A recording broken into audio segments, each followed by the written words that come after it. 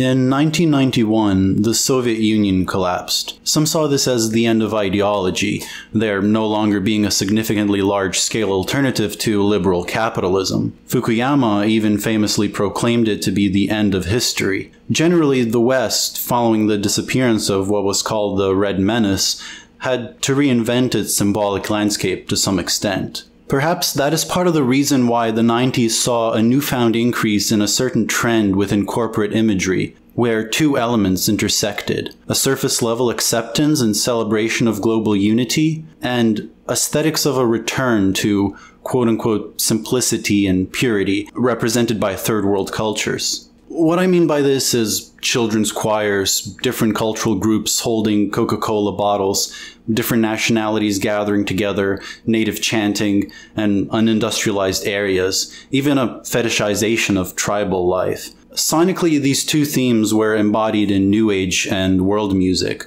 which in the 90s reached its peak, both in terms of record sales and use in TV and stores. In 1970, ethnomusicologist Hugo Zemp recorded a lullaby being sung by a woman named Afunakwa in the Solomon Islands near Papua New Guinea. The recording was released on CD in 1990 by UNESCO as part of their Musics and Musicians of the World series. Fast forward to the 90s, the French New Age music project Deep Forest requested Zemp's permission to sample the recording for a new song. Their official website stated their musical project's intended goal. Eric Mouquet and Michael Sanchez of Deep Forest are sound reporters. A voiceless musical duo, they draw on voices from every corner of the world. Under their patronage, infinitely distant utterances have become familiar to us. From Africa or Eastern Europe, from pygmies to nomads, the human visions brought to us by Deep Forest have helped greatly in narrowing the musical gap between the hemispheres. Initially, the musicologist Zemp was hesitant, as he wanted to support traditional music rather than fusion projects, but eventually gave a verbal okay on the condition that the sample would be used for a non-commercial charitable recording for Earth Day. The duo released the song, titling it Sweet Lullaby. Now, when Zemp heard it being used for a shampoo commercial, he got quite upset. He wrote a letter accusing Deep Forest of lying and demanding that their royalties would be shared with the Begu people, where the lullaby comes from. They refused, and the song was used in many more commercials. Neutrogena, Coca-Cola, Porsche, Sony, and The Body Shop, to name just some. Now, the rest of the album samples recordings from pygmy tribes, and the album even starts, as cheesily as possible, with the following words. Somewhere deep in the jungle are living some little men and women. They are our past, and maybe they are our future. This led a lot of people to assume that the leading melody of Sweet Lullaby is a pygmy melody as well.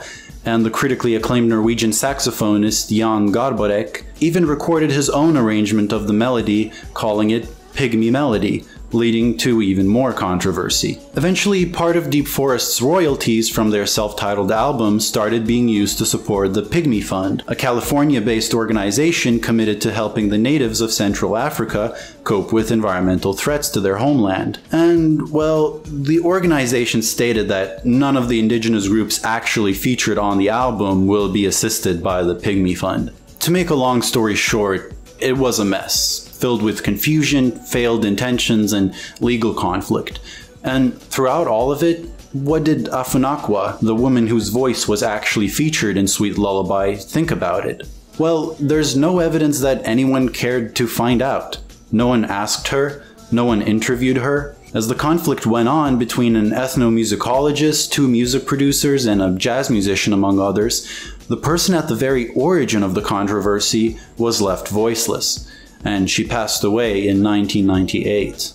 So, ironically, the voiceless duo that prided itself on bringing the world closer together not only failed to give credit to Afunakwa, they led to miscategorizations about where the melody even came from, and left the singer herself voiceless. Now, I don't want to be misunderstood. My purpose here is not to extol intellectual property rights or to make people feel guilty for enjoying popularized versions of traditional music or to promote some kind of cultural isolation, but to point out that With all this talk of making the world more open and connected, and enabling freer flows and greater access, the flows are almost never symmetrical. The creative joy, and certainly the profits reaped from this joy, do not always go both ways. And we know that the prime goal of those reaping the profits is not really global unity. Ironically, the increased interest in world music, which is a term really used to mean third world music, grew out of anti-colonial struggles, and initially was an academic interest explored by academic ethnomusicologists, until the 80s and 90s, when record companies found out how to market this material. On the one hand, there's a clear interest in what people perceive as culturally different, alternatively marketed as exotic or even tribal and primitive. But on the other hand, in order to make this marketing as profitable as possible, this alterity must be contained within certain forms of popular music. It must be standardized to appeal to as many people as possible. And so, within the genre of world music as popularly understood, there is an inherent tension. On the one hand, it markets itself as promoting cultural difference.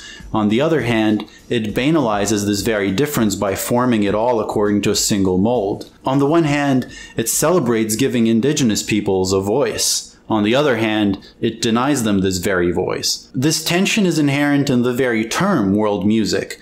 After all, if the point of the genre is to promote cultural diversity from all around the world, how can such innumerable diversities be encapsulated by a single musical label? The very profitability of this term as a marketing tactic depends on a surface-level appearance of cultural difference, which is undercut by the need to popularize and standardize. And if these tensions are inherent to world music, it is very likely that they are inherent in corporate themes of this kind more generally. To describe this phenomenon in a few words, as Zizek says, liberal multiculturalism as an experience of another deprived of its otherness, the idealized other. Now, a lot of modern philosophers believe that with the coming of modernity, humanity lost something that it previously found very valuable. The Swiss psychiatrist Jung, for instance, believed that there was a black hole left in human life that previously used to be filled with religious belief, rituals, and god worship, and that such black holes could be used by marketing agencies to promote certain types of commodity that play on satisfying these pre-modern needs, like world music that supposedly connects you to your deeper spiritual self and helps you unearth your roots. Take, for instance, Enigma's hit single, another example of the 90s intersection of new age and world music, fittingly titled Return to Innocence. The song contains a sample of a song by Defang and Igai Duana, two musicians from Taiwan who were not credited, and permission for sampling of their music was not requested, later leading to lawsuits. Nevertheless, the song was used in numerous movies, TV shows, and commercials, including an ad for the 1996 Olympic Games, again utilizing themes of global unity. The question then arises, is this attempt to return to that which is seen as simple, pure, and primitive a genuine place of refuge from modernity and capitalism? Or is it quite the opposite? A unique and new part of capitalism, one which in fact even helps sustain it. And so the late Mark Fisher provocatively writes, "Hands up who wants to give up their anonymous suburbs and pubs and return to the organic mud of the peasantry. Hands up all those who really want to return to pre-capitalist territorialities, families, and villages. Hands up those who really believe that these desires for restored organic wholeness are extrinsic to late capitalist culture, rather than fully incorporated components of the capitalist libidinal infrastructure." And this is why Fisher mentions the movie Avatar. It encapsulates this tension. On the one hand, the movie presents the tribal lifestyle of Na'vi as genuine, noble, and authentic, set against the artificial evil of the military-industrial complex. And yet, the very production of the movie depends on the destruction of such tribal lifestyles. Mark Fisher writes, "Hollywood itself tells us that we may appear to be always-on techno-addicts